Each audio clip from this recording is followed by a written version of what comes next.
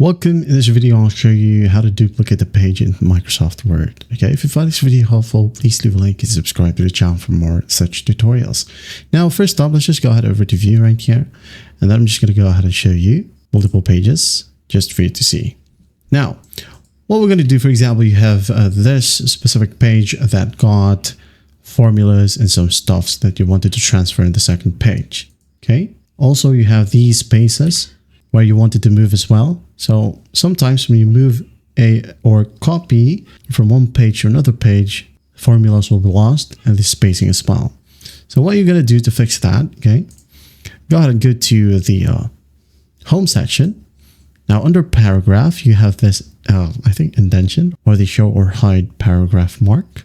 And it says here, this is especially useful for advanced layout tasks. So just click on it. Now go ahead and start copying. Just use your mouse, okay? Include these icons, okay? Include everything, right click on it and just hit on copy. And once that's done, begin from here on the next page, okay? Begin from this icon. Now right click, just paste it and everything should be copied. That's basically it, including your formulas. Well, I hope this video helps and I'll see you in the next one.